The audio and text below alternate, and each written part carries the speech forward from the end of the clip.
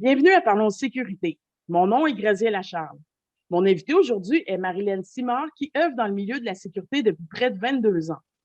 Madame Simard a coaché des policiers pendant 10 ans en développement des compétences humaines et en communication pour des interventions.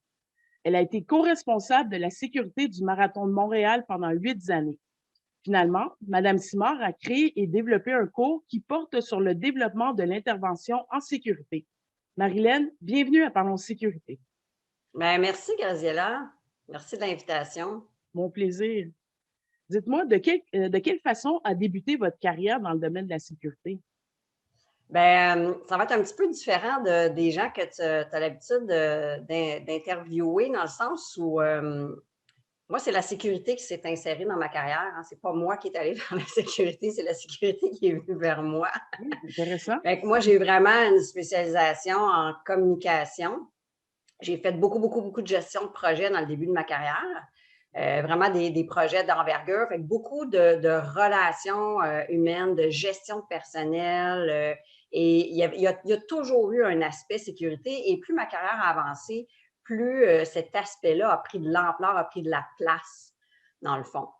Fait que c'est encore vrai aujourd'hui, là, ça prend plus de place que jamais.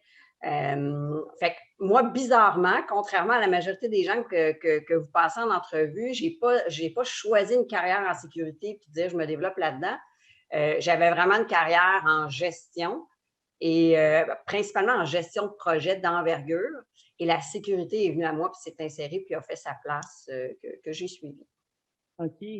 Très bien. Puis donc, de quelle façon ça s'est inséré, puis à quel moment? Comment ça... Votre premier contact avec le domaine de la sécurité, est-ce que vous vous souvenez c'est lequel? Eh mon Dieu. Hey, mon premier contact, je travaillais pour les imprimeries transcontinentales à cette époque-là. On faisait de la réingénierie de processus d'affaires, donc la réingénierie d'un secteur complet là, des imprimeries, où là, l'aspect sécurité a commencé à rentrer, puis a commencé à prendre plus d'ampleur avec le Marathon de Montréal. Où là, dans le fond, avec mon partenaire de l'époque, j'avais développé une application parce qu'on avait le mandat d'assurer, de faire les affectations sécurité pour l'ensemble du parcours de l'événement. Fait que tout ce qui était au départ, c'était seulement de la sécurité bénévole pour les bénévoles qui étaient sur le parcours. Puis après qu'on l'ait fait pour la première année, parce que nous, on partait vraiment sur le parcours, on allait voir, on allait faire de la reconnaissance, où on pourrait avoir des problèmes, où il pourrait y avoir des fuites, est-ce que là, c'est sécuritaire, qu'est-ce que ça va prendre comme barricade, qu'est-ce que ça va prendre comme effectif. On faisait tout le travail. Puis, rendu après la première année, bien, à ce moment-là, le SPVM, avec les organisateurs du Marathon de Montréal, nous ont approchés pour qu'on fasse les affectations policiers, cadets police aussi. Parce que de la façon dont ça fonctionne, la sécurité, la fermeture à l'intérieur du parcours, c'est des bénévoles du marathon qui sont là. Mais plus on s'éloigne et plus on se rapproche du public, des gens qui continuent à circuler, mais là, il y a les cadets police, puis ensuite, il y a les policiers. Fait que les policiers sont encore une fois sur la première ligne. C'est vraiment eux qui vont fermer entre la circulation de monsieur, madame, tout le monde et l'événement. Fait qu'ils sont comme la première couche de l'extérieur, si on veut, parce que c'est eux qui ont le pouvoir, c'est eux, hein, on le sait, hein, la présence de l'agent, ça a un gros impact. Les gens voient un policier, on dit, oups, il y a un véhicule de police qui barre la rue, le policier est là, les gens ne s'essaient pas, passent tout droit. On met un civil à cette place-là, tout le monde veut essayer de passer. OK. Donc, c'est un peu pour ça, c'est eux qui sont vraiment la première ligne. Puis, il y a des cadets police à l'intérieur. Puis, ensuite de ça, on avait les bénévoles. Fait que nous, on a commencé la première année par les bénévoles. Puis, ils ont tellement été satisfaits du travail qu'on avait fait que l'année suivante, bien là, on a eu, après ça, pour toutes les autres années, faire les affectations des policiers aussi. Fait que ça nous a amené de plus en plus à travailler avec le centre opérationnel du SPVM au moment de l'événement, les semaines avant, où on se rencontrait, on s'assurait là, que tout était sécuritaire pour les participants, dans le fond. Là. OK. Très bien. Fait que ils vous ont, non seulement qu'ils vous ont donné le mandat de s'occuper des bénévoles des agents de sécurité, mais éventuellement même de la police, c'est quand même, ça prouve que vous avez fait un bon travail à quelque part, là. C'est, je veux dire, Bien, je pense que oui. Bien, on était rigoureux déjà à l'époque parce que, tu sais, c'est important. On a vécu un événement dans un des marathons, justement, où il y a eu une fuite pour un Hmm. policier qui n'a pas respecté son affectation, malheureusement. Puis OK. on a eu un blessé sur le parcours. Il y a un véhicule qui a été capable de s'infiltrer. Puis nous, durant l'événement sur le parcours, on était naturellement en communication autant avec l'organisation qu'avec le CO Police. Fait que, sur les ondes, c'est autant avec le médical aussi. Fait qu'on est à moto pendant le parcours pour s'assurer que tout roule bien, s'assurer que tout est sécuritaire, tout le monde est à sa place, s'assurer qu'on a la fermeture, donner le go pour que l'événement, parce que le go dépend de nous, hein, ils ne peuvent pas laisser partir les participants du marathon tant que la sécurité n'a pas dit OK, le parcours est hermétique, c'est beau, on peut y aller. Fait que nous, on s'assurait, on devait repasser le parcours 20 fois là, avant que. Tant que ce n'était pas hermétique pour tout le monde, c'était pas hermétique partout sur toutes les couches, on ne pouvait pas laisser passer. Puis là, le marathon est en route, les gens sont lancés et on a un policier qui a accepté de laisser passer un véhicule sur une intersection et le véhicule s'est rendu sur le parcours et a frappé un de mes collègues qui était à moto, justement. Fait que là, on s'est retrouvés sur le parcours avec des participants qui s'en viennent, un blessé à moto, puis ça avait fait ses phares. Il est parti en ambulance. L'ambulance a dû se rendre sur le parcours, l'immobiliser. Il est parti à l'hôpital très rapidement. Puis pendant ce temps-là, on a tout un peloton qui s'en vient quand même, là. Puis qui vont arriver à cette intersection-là à un moment donné, puis ils vont devoir passer. Fait que tout doit se passer rapidement, les communications et tout ça. Fait que oui, on s'est occupé des affectations police aussi, mais on était très rigoureux. Fait que je pense que c'est pour ça qu'à un moment donné, là, probablement la confiance s'est installée, puis ça nous a permis d'aller plus loin avec lui. OK, excellent. En tout cas, c'est toute une expérience. Vous êtes resté là quand même 8 ans, donc j'imagine qu'au fur et à mesure des années, là, c'était plus facile parce que vous étiez habitué à quelque part, vous étiez rodé à quelque part. Ah, mais C'est c'est sûr possible. qu'on prend de l'expérience. Ça, c'est la beauté, hein, de refaire la même chose Mhm. pendant longtemps. C'est qu'on prend de l'expérience, puis en étant directement sur le terrain, à toutes les étapes du processus, ça permet à chaque année, à la fin, de faire un debriefing avec justement le centre opérationnel du SPVM, avec les organisateurs de l'événement, avec nous, avec tous les gens qui ont participé à la sécurité vraiment durant le parcours, durant l'événement sur le terrain, puis dire, OK, qu'est-ce qu'on a à améliorer pour la prochaine fois? Puis dans 99,9% des cas, ce qui était à améliorer, c'était la communication. C'était la communication avant, OK. c'était la communication pendant. C'était, tu sais, ce policier-là qui avait laissé passer un citoyen qui disait rester sur la rue, qui finalement ne restait pas sur la rue, restait de l'autre côté du parcours. Il avait besoin de traverser le parcours pour pouvoir se rendre chez lui, ce qu'il n'avait pas mentionné au policier. Tout à la base est une question de communication. Le policier, il y avait des instructions, puis on ne le sait pas non plus, hein, qu'est-ce qui s'est passé, qu'est-ce qu'il a reçu, lui, comme information, qu'est-ce qu'il a perçu de son rôle dans tout ça. Puis des fois, c'est, l'être humain, tout est une question de perception avec les êtres humains. Hein. Fait que, qu'est-ce qu'il a perçu comme intensité ou comme sérieux à prendre de dire je ne peux pas laisser passer personne parce qu'il pourrait y avoir un accident, il pourrait y avoir quelque chose. Ça, on ne le sait pas. Ce n'est pas nous qui avons donné aux policiers l'affectation. Nous, on faisait les affectations, on les remettait aux commandants, aux CO Police et eux distribuaient à leur effectif. Nous, moi, j'avais affaire aux policiers principalement le jour de l'événement, sur le terrain. Ton affectation, c'est celle-là, tu n'es pas bien positionné, bien, c'est sûr que je vais aller te voir, puis je vais te le communiquer, puis je vais te demander de te repositionner. Je vais même t'expliquer pourquoi, parce que la communication est importante. Parce que quand le policier comprend pourquoi, bien, règle générale, il s'ajuste. Parce qu'il fait comme ah, ben moi, c'est pas ça. Puis c'est arrivé tellement souvent, Graziella, là, dans ces années-là, qu'on allait voir que ce soit des bénévoles, que ce soit des cadets police, que ce soit des policiers, puis dire ben ah, moi, c'est pas ça que j'ai compris, c'est pas ça qu'on m'a dit. Fait que la communication, là, c'est partout. On ne peut pas l'éviter.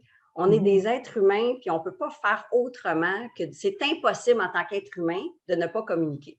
De La quelconque communication, façon. ce n'est pas juste le langage, ce n'est pas juste les mots qu'on utilise. Les mots, c'est 7% de la communication. 93% de la communication, c'est du non-verbal. Wow. Fait qu'on Justement, communique constamment. exact, exact. Justement, vous dites que vous êtes une spécialiste de la communication, Pouvez-vous nous expliquer qu'est-ce que c'est, quelle est votre spécialité et le lien que ça a avec le domaine de la sécurité? Bonjour tout le monde, j'interromps Parlons Sécurité 2 petites secondes afin de vous demander de commenter, liker, partager cette vidéo et de vous abonner à notre chaîne YouTube. On fait des gros efforts afin de vous amener des bons invités à Parlons Sécurité afin de vous donner de l'information de qualité concernant l'industrie de la sécurité. Donc, likez, commentez, partagez et abonnez-vous à notre chaîne YouTube. De retour à Parlons Sécurité. Bien, en fait, la communication, hein, c'est un mot qui est très général. Si on regarde la définition dans le dictionnaire, là, ça ne veut pas dire grand-chose parce que ça s'applique à tout. OK? Donc, la communication, moi, j'ai vraiment divisé ça au fil des années à travers le coaching, vraiment comme en 2 sections, si on veut. Il y a une première section qui est vraiment soi. Il faut se développer soi, il faut comprendre comment on fonctionne, comment on pense, comment on communique avec soi-même, comment notre cerveau fonctionne, c'est quoi notre mécanisme de perception à nous? Hein? Comment ça marche tout ça? Fait que moi, ça là-dessus, là, j'ai pris plein de formations, plein de coaching, je me suis intéressée énormément à ça parce que ça me passionne, parce que ça permet ensuite d'être capable de donner beaucoup, beaucoup d'outils pour l'autre portion, l'autre branche qu'on a continué, nous, à appeler communication, qui est interagir avec l'autre. OK. Fait que si je veux interagir avec l'autre, Mhm. puis que je comprends comment ça fonctionne, tout le système de perception, tout le système de croyance, tout le système de mœurs, d'éducation, comment le cerveau perçoit les choses dans la communication entre êtres humains, interrelationnels, bien, c'est beaucoup plus facile pour moi de venir ajuster mes choix, mon mode de communication pour bien interagir avec l'autre. Puis en intervention, c'est souvent ce qui fait défaut. Puis on le sait, hein, le tableau national de l'emploi de la force, c'est quoi la plus grande partie de ce tableau-là? C'est la communication et la présence de l'agent. Fait que même les agents de sécurité, ils sont exposés à ce tableau-là. Là. Il n'y a pas que les policiers. Là. Quand ils font leur cours d'agent de sécurité, ça leur est présenté, ils en entendent parler, ils savent ce que c'est. Mais la communication, qu'on ait le tableau ou pas avec nous, ou qu'on soit exposé ou non au tableau, ça ne change rien, que c'est la majeure partie des interventions. Et souvent, c'est là où l'agent, sans le vouloir, complètement inconsciemment, parce qu'il y a beaucoup de choses qu'il ne connaît pas en communication parce que c'est très, très large, la communication. Puis on est des êtres humains, hein? On interagit avec des êtres humains, on ne vit pas en dessous d'une roche, personne. Fait que ça fait quoi? Bien, quand ils font une intervention, ils ne font pas une intervention auprès d'une plante verte ou auprès d'une roche. Règle générale, ils font une intervention auprès d'autres êtres humains qui sont aussi complets et complexes qu'eux-mêmes. Fait que quand on a des outils pour être capable de rapidement identifier son état, l'état de l'autre, la situation, les rôles de chacun, bien, ça permet de venir choisir comment je vais intervenir. Parce qu'on l'entend souvent, nous, puis on le constate aussi quand on fait des scénarios puis des simulations dans nos formations, que souvent, c'est l'agent qui crée la situation. Il arrive dans une intervention, puis il y a une situation X, et l'agent va souvent créer et développer une situation qui n'existait pas au moment où il arrive. Et souvent, c'est là où ça vire mal. OK. Quand on apprend vraiment à comprendre comment ça fonctionne, le mécanisme de communication avec soi-même et avec l'autre, on est capable d'éviter tout ça. OK. Ben, pouvez-vous nous donner un exemple d'un mécanisme de communication? Ah, mon Dieu, il y en a tellement de mécanismes de communication. Écoute, je pense que je vais prendre ce qu'on parle souvent dans nos cours de base. Je vais y aller avec l'agent lui-même en premier.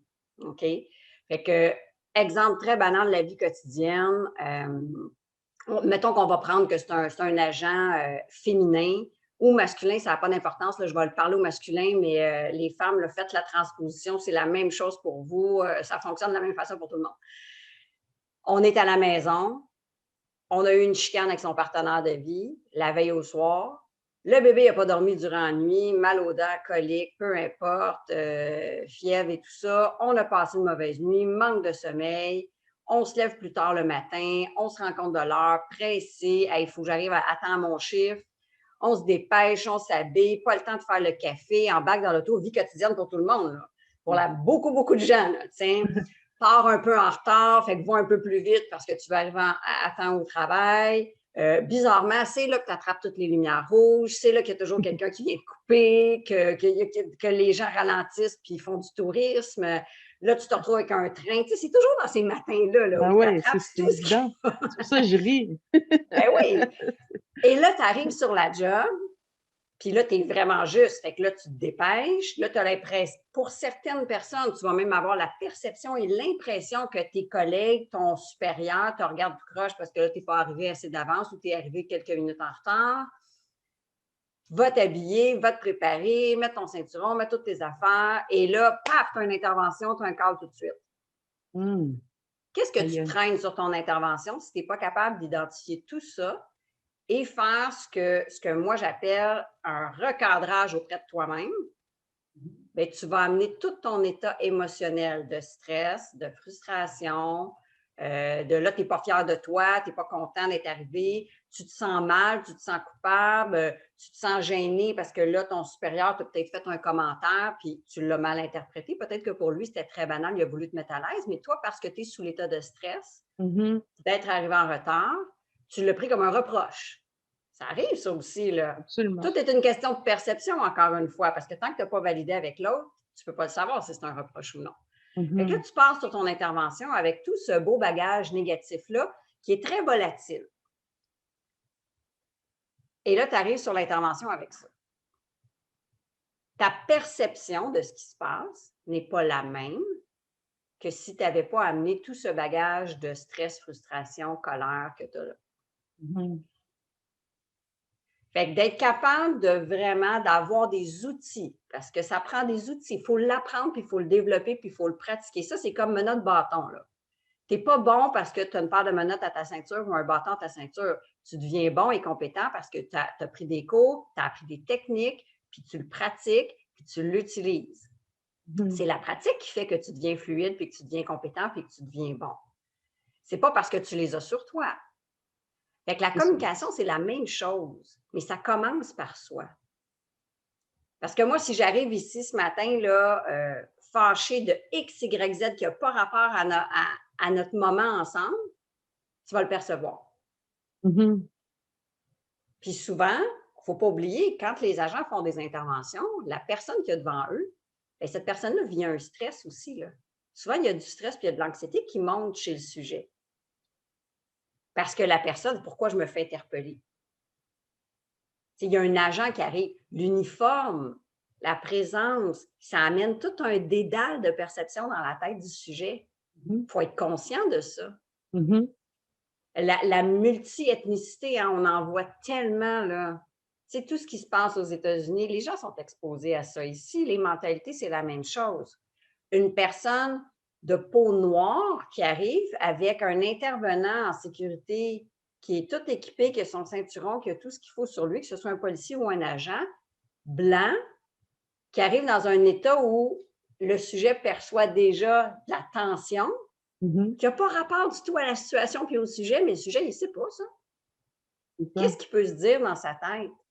Ah ben oui, on le sait bien, hein, moi, je suis noire, puis lui, il est blanc. As-tu vu comment il arrive? Il est déjà enragé. Ça part comme ça. Ça part comme ça. Alors que si l'agent avait été capable de se recadrer, de faire son repositionnement avant de partir pour son intervention, puis qu'il avait les bons outils, il serait arrivé probablement très calme, il n'aurait pas dégagé la même chose. Et là, le sujet est beaucoup moins nerveux, beaucoup moins anxieux, puis il ne se met pas des pensées dans sa tête. Souvent, ça part de là. C'est comme l'embryon, c'est comme le début. Là, après ça, il y a tellement de multitude de choses qui peuvent se passer selon action-réaction de l'autre. Fait que souvent, les agents vont escalader une situation sans même le vouloir, sans même le savoir que c'est ce qu'ils font, au lieu de désescalader en arrivant. OK. Très bien. C'est vraiment, c'est important parce que, en fait, c'est évident pendant que vous m'en parlez, mais c'est tellement bien décortiqué. En fait, comment je pourrais dire? C'est la base. C'est vrai que lorsqu'on commence quelque chose, il faut être prêt. En fait, c'est une question de préparation, ce que vous me dites, la façon que je perçois ça. C'est d'être prêt à intervenir parce que justement, dans le domaine de la sécurité, on ne sait jamais qu'est-ce qui peut arriver. Mais si on n'est pas prêt mentalement, ben ça peut engendrer toutes sortes de situations. Puis en plus, il faut considérer l'autre partie aussi qui vit ses tensions et sa vie. Donc, Oui, je pense. absolument. Puis il y a plein de, tu sais, des fois, juste des mots, juste une posture, juste une Mhm, attitude. Euh, Tu sais, on le sait, hein, souvent, on enseigne aux agents quand vous arrivez en quelque part et vous savez déjà que le sujet est agressif, n'arrivez pas comme ça. Tu ok. sais, vous venez de lui donner du pouvoir. Mais la Mhm, même chose que l'agent qui mesure 6 pieds 2, 285 livres, puis qui arrive de même, puis qui s'en vient comme ça, là, lui, tout de suite, tu sais, il se met à jouer au coq. Fait que, tu sais, c'est peut-être pas non plus l'approche à avoir. Pourtant, c'est de la communication, hein, c'est du non-verbal. mhm, Il n'a pas dit un seul mot. Fait faut bien comprendre les mécanismes de comment ça fonctionne, la communication verbale et non verbale, pour être capable, en tant qu'agent, d'avoir la compétence de dire, OK, moi, dans cette intervention-ci, j'observe de loin, je vois, j'ai eu mes informations de ma centrale, je sais ce qui se passe, je sais dans quoi je m'en vais. Puis des fois, je ne le sais pas non plus, hein, faut que je le découvre, puis des fois, c'est une situation spontanée qui arrive devant moi. Mais j'ai des outils. Je peux choisir comment je vais agir au lieu de simplement agir puis voir ce que ça va donner. ok, ouais. Hein, parce Prévenir. que plus on a d'outils, c'est la même chose que le ceinturon. Hein? Je vais choisir mon outil. Mhm, Je vais te sortir mes menottes, je vais te sortir mon bâton, je vais te sortir mon calepin, je vais te sortir. Qu'est-ce que je vais sortir comme outil pour pouvoir faire la meilleure intervention possible? Mais la communication, c'est l'outil que tous les agents vont se servir le plus et c'est le premier outil, c'est l'outil de première ligne. mhm. Fait que c'est assez impressionnant quand on regarde les programmes de formation, tout type d'intervenants de sécurité confondus, armés ou non, où la communication a une place tellement minime dans leur parcours de formation. Et Mhm. pourtant, c'est de ça qu'ils vont devoir se servir le plus. C'est très, très vrai. Et puis, justement, vous avez une école de formation qui s'appelle l'EFIC. Que veut dire cet acronyme? Puis quel genre de service que vous offrez pour les agents et les agences de sécurité? Bien, l'EFIC, dans le fond, c'est simple, c'est l'École de formation internationale du développement des compétences. Parce que nous, on croit beaucoup que là où l'agent peut faire une différence sur le terrain, c'est s'il développe des compétences. Avoir des connaissances, c'est une chose, mais quand on maîtrise nos connaissances, ça devient de la compétence. Parce que dans la compétence, il y a l'élément de flexibilité. Je peux choisir d'ajuster et de doser ce que je vais utiliser parce que je le maîtrise tellement que je peux l'adapter à la situation qu'il y a devant moi. Hmm. Là, on est rendu compétent. Là, ça nous permet, pour le même outil qu'on a appris, qu'on a utilisé, qu'on va prendre, d'être capable de dire, bien là, je vais l'utiliser comme ça. Puis là, ah non, cette fois-ci, je vais l'utiliser comme ça. Puis cette fois-ci, je vais le mettre comme ça parce que c'est ça qui va être le mieux adapté, qui va donner le meilleur résultat en bout de ligne. Là, on devient compétent.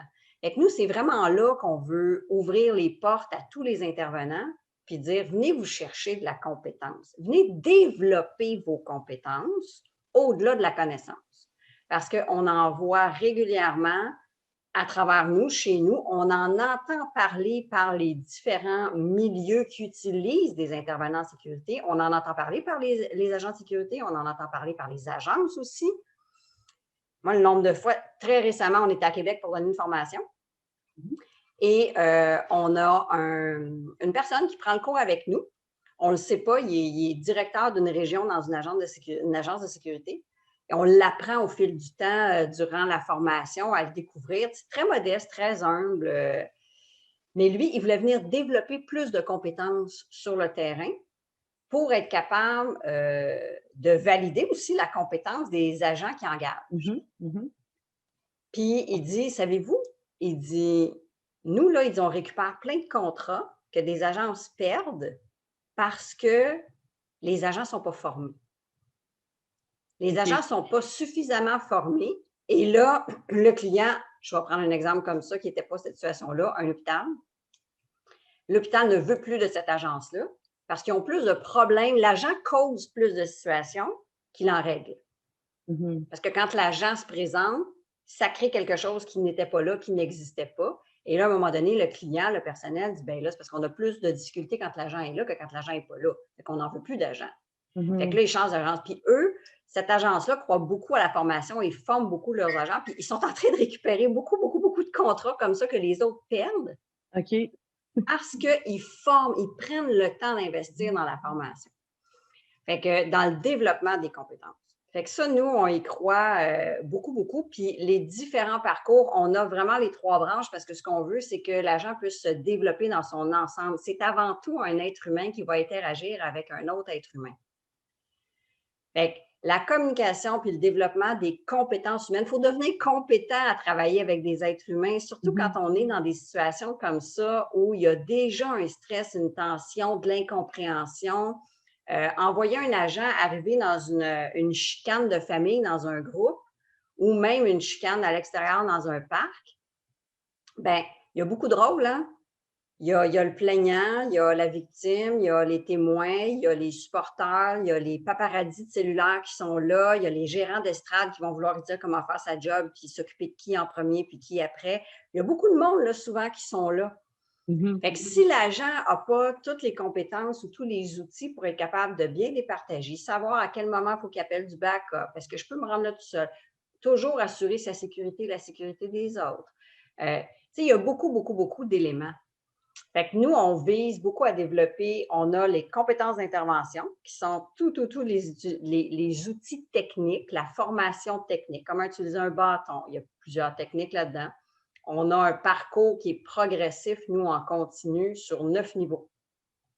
Pour le cours, mettons juste le cours menottes bâton. Nous, on donne 5 certifications dans ce cours-là, menottes bâton, contrôle d'un sujet, par point de pression, puis par le contrôle articulaire.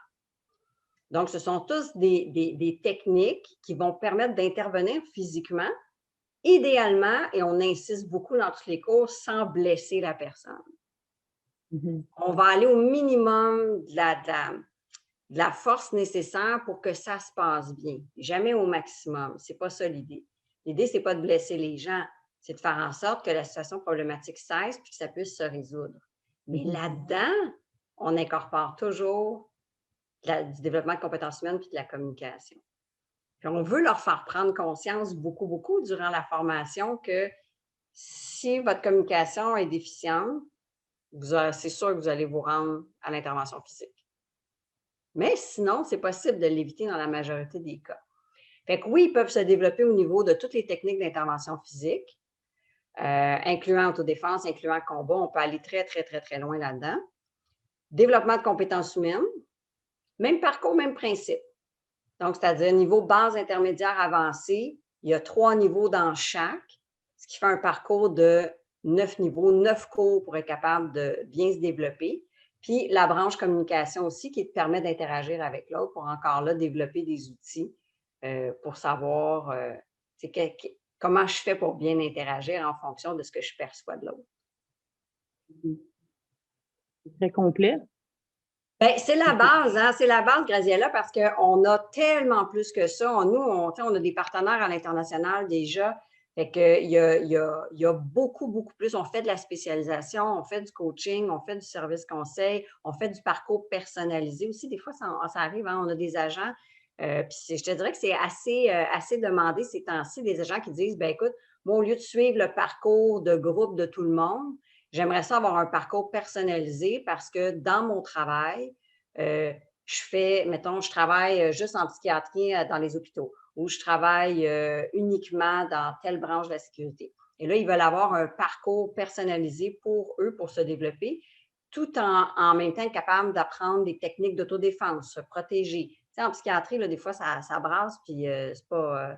l'agent peut se faire prendre là-dedans aussi. Là, fait qu'il faut que lui aussi soit capable de se protéger sans blesser le patient avec qui il doit intervenir. Là. Fait on a un parcours là, qui va arriver. Puis là, c'est une primeur là, pour toi parce qu'on ne l'a pas annoncé du tout à date, à personne publiquement. Ça n'a pas été fait. Mais on a un spécialiste, nous, qui vient des milieux du réseau de la santé, qui travaille avec nous. On a développé un contenu justement pour les agents qui travaillent dans le réseau de la santé et services sociaux. qui va voir le jour d'ici 2-3 semaines. Là, on va faire l'annonce officielle. Les agents vont pouvoir s'inscrire et venir développer leurs compétences pour travailler spécifiquement dans ces milieux-là avec des spécialisations. Il va y avoir la spécialisation en psychiatrie, pédiatrie, gériatrie, l'urgence. Comment on fait quand on travaille dans un CHSLD comparativement quand on travaille dans un centre hospitalier ou si on travaille en centre jeunesse. Ce n'est pas les mêmes interventions, ce n'est pas la même façon de communiquer, ce n'est pas la même clientèle, hein, ils n'ont pas les mêmes besoins. On ne peut pas intervenir de la même façon face à tous ces gens-là. Quand on est dans un hôpital pour enfants, bien souvent, c'est plus le parent que l'enfant qui est à gérer. Hein? Fait que, aussi, ce n'est pas le patient directement qu'on a à s'occuper, mais il faut quand même voir aux parents. Puis l'idée, c'est de pouvoir désescalader tout ça le plus possible. OK.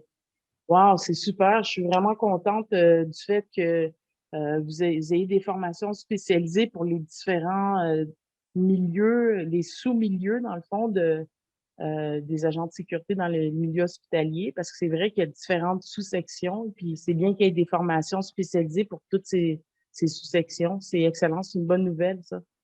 Oui, bien merci. Nous, on trouvait ça très important parce que l'idée, encore une fois, derrière tout ça, puis on fait la même chose, peu importe le contenu, le programme qu'on développe ou le cours qu'on offre, c'est toujours qu'est-ce qui est à développer comme compétence chez l'intervenant. Nous, c'est ça notre priorité. Okay. Quand on regarde le réseau de la santé, bien, on ne peut pas dire qu'on peut donner la même formation à tout le monde. C'est faux parce que la psychiatrie ne fonctionnera pas comme la pédiatrie. Ils ont chacun leur réalité. Ils n'ont pas la même clientèle, ce n'est pas le même degré non plus d'intervention ou de risque. Hein? Absolument. S'ils travaillent à l'urgence, s'ils travaillent à la psychiatrie de l'urgence versus s'ils travaillent à l'étage, au bloc de psychiatrie, ce n'est pas la même réalité là non plus. Fait que nous, on est allé chercher vraiment un spécialiste, quelqu'un qui est dans le milieu, dans le réseau de la santé, qui a accès à tous ces départements-là, à tous ces gens-là depuis plus de 10 ans, pour dire, bien écoute, c'est quoi la réalité? C'est quoi le besoin? Super, super. Et puis, c'est ça, juste pour renchérir, en fait, en vous écoutant, je me suis dit quelque chose dans ma tête. Je me suis dit, lorsque la clientèle change, bien justement, il devrait avoir une formation pour ça. C'est pas parce que ça s'appelle un hôpital que c'est tous des malades. C'est ça, c'est vraiment faut s'adapter puis il faut se spécialiser pour la clientèle à qui on a affaire parce que l'interaction va toujours changer dépendamment du type de clientèle. Absolument. Si on prend un agent qui est posté à l'accueil, tu sais, c'est pas la même chose, là. Exact. Lui, il accueille tous les gens qui arrivent, c'est des gens qui viennent s'inscrire, qui viennent faire leur carte d'hôpital, qui viennent, tu sais, il n'est pas sur un département spécifique. C'est pas la même chose. L'agent qui est posté au stationnement, c'est une autre réalité aussi, là. Fait que c'est important de développer des compétences. Tu sais, on en a des agents qui veulent se spécialiser dans une seule chose, qui vont faire ça toute leur vie, puis c'est bien parfait. Mais on a des agents qui veulent être capables d'être déployables, peu importe où l'agence a besoin de les envoyer. Puis en ce moment, nous, on reçoit tellement de témoignages de gens qui ont été formés chez nous de dire « Hey, il m'est arrivé ci, il m'est arrivé ça, il s'est passé ci en agence. » On a 2 agents qui ont pris le cours, qui ont pris des cours avec nous, puis qui nous envoient un message quelques semaines après avoir, je pense 1 mois après avoir fini leur cours, qui disaient « Hey, vous savez pas quoi? Merci beaucoup. Nous, on a appliqué dans une agence. » Des jeunes agents, là, ils commencent là, leur métier, ils commencent leur carrière. Puis on s'attendait à aller faire de la clinique COVID. Puis quand les ressources humaines ont vu qu'on avait pris des cours à l'EFIC, bien, ils ont dit « Ah, mon Dieu, tu as pris des cours à l'EFIC? Bien, est-ce que tu aimerais ça commencer sur la patrouille? » Fait que ces jeunes-là se sont retrouvés en patrouille, en partant, au lieu d'aller faire de la clinique COVID. Ils étaient très contents, là. Ils étaient très contents. Ils ont dit « Wow! C'est vrai ce que vous nous avez dit, parce que nous, on leur dit, ça va être payant pour vous d'investir dans votre développement. Investissez en vous, investissez dans vos compétences, investissez dans votre formation. C'est sûr que ça va être payant. Vous allez vous allez vous démarquer des autres parce que vous allez être capable de faire un meilleur travail. Fait qu'ils étaient très contents, ces jeunes-là, tout comme à Québec dernièrement, on a une étudiante dans le groupe qui dit, on parlait de tout cet aspect-là, puis Elle dit: « Hey, vous savez quoi? » Elle dit: « Moi, dans l'agence, là, elle dit: « Il y a une fille qui est arrivée, aucune formation pour les milieux hospitaliers, qui s'est faite lancer là en psychiatrie. Elle a été tellement traumatisée qu'après 3 jours, elle dit: « Moi, je ne rentre plus. » Ah, c'est ça. Elle n'était pas faite, elle était pas formée pour ça, puis elle savait pas à quoi s'attendre. Donc, faut Non, exactement, ouais, exactement. Fait que la formation, là, c'est le nerf de la guerre, Graziella, tant qu'à moi, là, tu sais, absolument. c'est bien. Il y a beaucoup de gens qui ont des réflexes innés puis des bons réflexes. Mhm. Mais un réflexe, là, ça embarque quand ça veut. Ah, Tu n'as pas de contrôle bien là-dessus. dit. Ouais. Hein, tu n'as Hmm. vraiment pas de contrôle là-dessus. L'idée pour nous, ce qui est dans notre cœur vraiment, c'est que les agents n'aient pas juste des réflexes, au contraire, que ces réflexes-là, ils puissent avoir des outils d'attacher. Puis là où ils n'ont pas de réflexes, qu'ils puissent avoir des outils et qu'ils puissent choisir comment intervenir. Qu'ils soient pleinement en confiance de leurs moyens, peu importe la situation, puis qu'ils sachent vraiment, OK, moi, c'est ça que j'ai à dire, c'est ça que j'ai à faire, c'est telle posture que j'ai à prendre. Oh, là, je viens de voir que mon sujet devant moi, oups, il change. C'est un être humain. Il module en avant de moi. Mhm. Je suis arrivée, il était très agressif, là, oups, il devient coopératif. Il faut que je m'ajuste. Mhm. Si Mhm. moi, je reste sur le même ton, directif et encadrant, comme quand je suis arrivée, puis qu'il devient coopératif, puis que je ne relâche pas, il va dire, bien là, peu importe la façon dont je réponds, dont j'agis, que je coopère ou non, ça ne change rien, il veut me sauter dessus. Là, oups, on vient de créer une situation qui n'existait pas. C'est ça. Là, on n'est plus capable de le ramener, là. Mhm. Il l'a C'est fait comme une on. fois. Ben Il s'est oui, et calmé, voilà. puis Fait que là, lui, il vient de se faire une idée. Il vient d'avoir une perception mhm. qui a pris pour acquis que c'était ça la vérité, puis que c'était ça l'intention de l'autre en face de lui. OK. Il faut être capable de lire les gens devant nous. Il faut être capable de comprendre leur changement de comportement qui majoritairement est non-verbal en tant qu'agent pour être capable de s'ajuster pour toujours avoir le contrôle de la direction de l'intervention. Il faut OK. que je sois capable de diriger mon intervention pour qu'elle s'en aille. Je connais mon objectif quand j'arrive, mais il faut que ça puisse aboutir là. Puis pour que ça puisse aboutir là, bien, ça me prend des outils. Il faut que je me développe, il faut que je me forme. Mhm. Très bien. Et puis, dites-moi, lorsque quelqu'un, en fait, comment vous faites pour vous assurer que les compétences acquises lors de vos formations ne sont pas perdues ni oubliées par les agents? Tellement intéressant comme question. Ben, nous, dans notre parcours, euh, on émet des cartes de compétences pour certains parcours. Entre autres, menottes bâton, que nous, on appelle MBSAP, là, menottes bâton, S pour contrôle d'un sujet, A pour articulaire, P pour point de pression. Avec MBSAP, on émet une carte de compétences qui confirme qu'effectivement, ils ont suivi un cours pour apprendre à faire ces techniques-là, pour apprendre à utiliser les outils. Et il y a une date d'expiration. Fait que nous, on ne croit pas aux compétences à vie. Ce n'est pas parce que tu as suivi un cours une fois que tu es compétent parce que tu as suivi le cours premièrement. Non, tu as des connaissances. Maintenant, il va falloir que tu pratiques. Puis il va falloir que vraiment tu maîtrises tes connaissances pour devenir compétent. Puis, c'est pas vrai que c'est acquis à vie. Parce que si tu ne l'utilises pas puis que tu ne te renouvelles pas, premièrement, les lois changent régulièrement, les techniques vont changer aussi, les approches vont changer, la réalité des gens avec qui on intervient change. Hein? Si on regarde puis qu'on recule il y a 5 ans, 10 ans, 15 ans, bien, la réalité dans la société où les crimes qu'on voyait ne sont pas nécessairement exactement la même chose que ce qu'on voit aujourd'hui. Tu sais, puis il y a des influences à travers les médias sociaux, à travers dans le fond, l'actualité de ce qui se passe dans d'autres pays qui finit par arriver ici puis qui finit par influencer tout ce beau petit package-là. Fait que nous, on fait des mises à niveau annuelles. OK. Fait que si l'agent veut qu'on renouvelle sa carte de compétences, entre autres, mettons, pour l'utilisation du bâton télescopique, bien, il faut qu'il vienne faire une mise à niveau. Nous, on veut être capable de constater que tu n'as pas perdu tes connaissances, que tu n'as pas perdu tes compétences en cours de route. Puis si oui, bien, on veut être capable de t'aider à faire un ajustement, à faire une mise à niveau, à venir renouveler tout ça, te repositionner pour que tu puisses continuer à être compétent puis à bien utiliser tes outils. Fait qu'on le fait pour la compétence d'intervention, mais on le fait pour la communication aussi. OK. Parce que ça aussi, si on ne l'utilise pas, on prend un mauvais pli en cours de route, puis qu'on ne s'en rend pas compte, puis qu'on l'utilise mal, bien, ça donne le mauvais résultat. Parfait. Donc, aux deux niveaux, bâton, manotage, vous faites des remises à niveau, mais aussi au niveau de la Communication, développement de compétences humaines, parce qu'on va l'inclure dans la mise à niveau. Quand ils viennent pour leur mise à niveau, menottes bâton, quand ils viennent pour leur mise à niveau, ça va être la même chose pour notre programme qui s'en vient pour les soins de santé. Là aussi, il va y avoir une mise à niveau obligatoire. Pourquoi? La réalité dans les hôpitaux change. La clientèle change. Il faut rester à jour. Il faut s'adapter. On peut, tu sais, nous, on ne croit pas à ça qu'on apprend quelque chose. Disons, ce que j'ai appris en 1980, c'est encore applicable tel quel aujourd'hui. Ben non.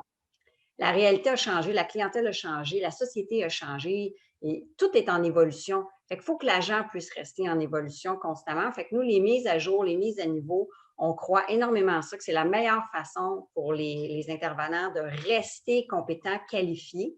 Puis nous, ben, on l'exige s'ils veulent que leur cadre de compétences soit renouvelé à chaque année. OK. C'est une très bonne chose. Et puis, comme vous mentionnez, les choses, en fait, la société change continuellement. Puis plus ça va, plus que ça va vite, en fait, parce qu'on a vraiment des influences de tout le monde. Donc, c'est une excellente chose là, que vous exigez, en fait, de rester à niveau pour garder la carte de compétences valide. Oui, puis tu sais, on s'entend, l'agent qui ne se présente pas et qui ne vient pas faire sa mise à niveau, on n'ira pas le chercher chez lui. Ce n'est pas obligatoire dans ce sens-là. Mais par contre, il y a une date d'expiration sur sa carte de compétence. C'est ça.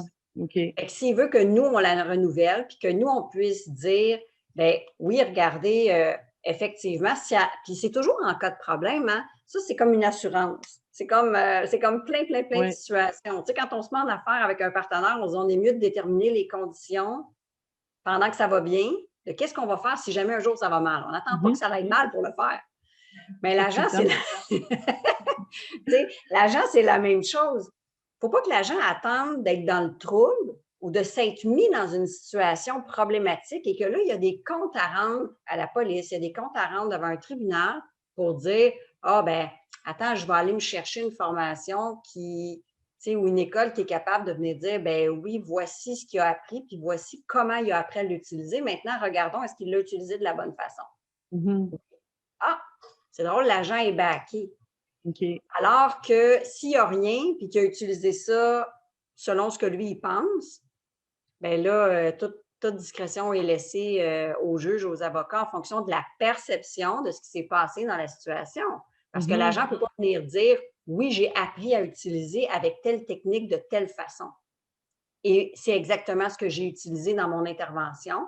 Puis moi, on m'a appris que bien, si le sujet m'agresse et me saute dessus, je dois me protéger. Fait que là, c'est à ce moment-là que j'ai décidé d'utiliser tel outil et telle compétence et telle technique et tel ci et tel ça. Malheureusement, il s'est blessé. Mais tout est justifiable. Alors que l'agent qui n'a pas de formation, là, il peut venir justifier comment? C'est un peu plus difficile. Fait que nous, la carte de compétences permet de venir dire si jamais l'agent a besoin de nous, ça va nous faire plaisir, on va aller l'aider, là. Dire, bien, écoutez, il a appris telle chose, à l'utiliser de telle façon. Est-ce que c'est ça qui s'est passé? Oui. Bien, il a bien fait ces choses. S'il ne l'a pas utilisé comme ça, là, nous, on n'a pas de contrôle. On ne peut pas créer quelque chose qui n'a pas été là. Mais règle générale, quand les gens apprennent des techniques ou viennent se faire former, bien, habituellement, ils l'utilisent. D'accord, très bien. Et puis, par rapport à votre école de formation, de quelle façon que les gens qui seraient intéressés à s'inscrire ou avoir plus d'informations, à quel endroit qu'ils pourraient se rendre? Présentement, la meilleure façon pour nous rejoindre, c'est vraiment via la page Facebook. À partir de la semaine prochaine, puis là, j'ose pas donner de journée puis de date précise parce que notre équipe de webmasters sont vraiment débordés jusque-là, puis il y a eu des petits délais autant de leur côté que de notre côté à nous. Mais normalement, le site Internet va être accessible dès lundi au plus tard mardi. Puis à ce moment-là, sur la page Facebook, on va en faire l'annonce, puis ça va devenir vraiment l'endroit par où passer. Tous les cours vont être là. Et sur la page Facebook, c'est la même chose. Tous les cours sont disponibles via un formulaire avec les dates. Le calendrier est là. qu'on essaie d'ajuster, bien, pas qu'on essaie, qu'on ajuste au fur et à mesure qu'on rajoute des nouvelles dates, parce qu'il y en a tout le temps qui se rajoutent au fil du temps. Mais quand le site Internet va être là, bien, ça va être encore plus facile pour tout le monde. Mais pour le moment, là, je vais vous répondre la page Facebook. Mais Parfait. là, on est début juillet, là. Fait que d'ici quelques jours, là, ça va vraiment être le site Internet. OK. Excellent. On va aller voir ça. Je vais mettre un lien dans la description, du moins pour la page Facebook. Ah, merci. Je vous en prie. Merci à vous, en fait. C'est vraiment quelque chose de très bon pour l'industrie et la communauté d'agents de sécurité. Là, on est vraiment content que vous existiez. Puis ça va vraiment. Parce qu'il y a beaucoup de lacunes dans l'industrie, puis tout ce qui la ramène à ce qu'elle doit être vraiment, c'est toujours très apprécié. Donc, merci à vous. Ah ben, on est très content de pouvoir contribuer. Hein. Nous, c'est notre passion, c'est ce qui nous fait triper d'être capable de développer des gens au meilleur, tu sais, d'avoir une meilleure version de soi-même, là. Puis En même au temps, niveau hein? professionnel, là, c'est là qu'on tripe, puis on voit vraiment, vraiment des belles choses avec notre programme, avec notre parcours. On est très, très, très, très, très contents de pouvoir, tu sais, nous autres, on se considère comme un élément de changement dans le domaine. Puis, on est content de voir les résultats positifs là, que ça apporte aux agents. Super. Donc, pour conclure, j'ai une dernière question pour vous. C'est une question que je pose à tous mes invités à Parlons Sécurité. Qui est la suivante. Pouvez-vous me nommer une action concrète qui pourrait être faite afin d'améliorer l'industrie de la sécurité au Québec? Bien, écoute, je ne veux pas avoir l'air de prêcher pour ma paroisse, mais investissez dans votre formation. Investissez dans votre développement, puis ne négligez pas, en tant qu'agent, là, en tant qu'intervenant en sécurité, peu importe le niveau que vous êtes, que vous soyez un agent de sécurité, que vous soyez un policier, que vous soyez un militaire, ça n'a pas d'importance. Mais s'il vous plaît, investissez et ne négligez pas la partie de vous développer en tant qu'être humain, puis en tant que dans les moyens de communication. Parce que c'est votre outil de première ligne et souvent, c'est celui-là qui est déficient et qui cause tout le reste. Fait que nous, on y croit vraiment beaucoup, puis on le voit, on la constate, la différence. On la voit vraiment là, sur le terrain. Fait que mon conseil, ce serait celui-là. Formez-vous, investissez en vous, faites la différence, soyez un élément de changement, démarquez-vous de la masse, mais ne négligez surtout pas votre outil de première ligne que vous allez utiliser, soit dit en passant, dans 100% de vos interventions, c'est la communication. Vous ne sortirez pas votre bâton, vos menottes à chaque fois, mais la communication, vous allez toujours l'utiliser. Ouais. Exactement ça. Super, merci beaucoup. Et un dernier mot de la fin, des salutations, des remerciements. Ben écoute, je vais commencer par te remercier toi, vraiment. Merci beaucoup de nous avoir donné cette opportunité-là de pouvoir venir parler de l'importance de la communication puis de comprendre l'interaction entre êtres humains au niveau de l'intervention. Parce qu'on le sait qu'on a beaucoup d'éducation à faire là-dessus.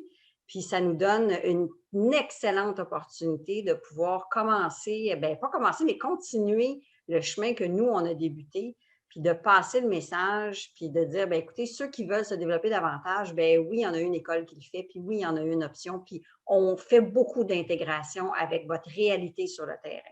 Parce que nous, c'est ça qui est vraiment important. Ce n'est pas que théorique, il y a de la pratique dans tous nos cours, même les cours de communication. Fait que, merci beaucoup pour cette belle ouverture-là, cette belle opportunité-là. Puis, ben moi, je vais en profiter pour remercier mon partenaire parce que, tu sais, on est deux, nous, dans on est deux dans cette aventure-là. Parfait. Puis, mon partenaire, ben, fait en sorte que mon expertise et son expertise, c'est ce qui a donné les FIC. C'est ce qui a permis de créer ce projet-là qui nous permet d'intégrer les deux réalités.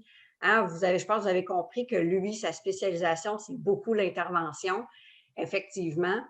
Mais de pouvoir jumeler les deux ensemble, là, je ne pourrais pas le faire toute seule, puis il ne pourrait pas le faire tout seul. Fait que c'est vraiment extraordinaire. Fait que je vais le remercier lui, puis je veux remercier tous nos collaborateurs les collaborateurs qu'on a déjà, puis ceux qu'on est en train de développer, parce que c'est des gens qui ont la même vision que nous, qui croient au développement des intervenants, puis qui veulent faire une différence sur le marché pour améliorer la qualité des intervenants qu'on a dans notre milieu.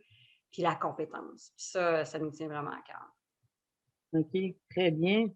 Donc, merci pour cette belle échange. Merci pour toutes les informations que vous nous avez mentionnées. Et puis, je vous dis à une prochaine. Puis, on garde contact parce que on va continuer à vous suivre. Comme j'ai mentionné, on va mettre un lien dans notre description. Et puis, on vous souhaite le meilleur des succès, Madame Simard. Ben merci beaucoup, puis ça va être un plaisir de continuer à vous suivre aussi. Merci bien. Mon nom est Grazielle Achard. Si vous recherchez de l'emploi dans le domaine de la sécurité, rendez-vous sur 10-4database.com, qui est un site d'emploi réservé pour les agents de sécurité certifiés. L'inscription est gratuite. Tout ce dont vous avez besoin est votre BSP valide et votre CV. N'oubliez pas de liker, commenter, partager cette vidéo et vous abonner à notre chaîne YouTube. Nous sommes aussi sur Facebook, Instagram, LinkedIn et Twitter. Venez nous encourager. Merci, cher auditoire, pour votre présence et je vous dis à la prochaine pour un nouvel épisode de Parlons Sécurité.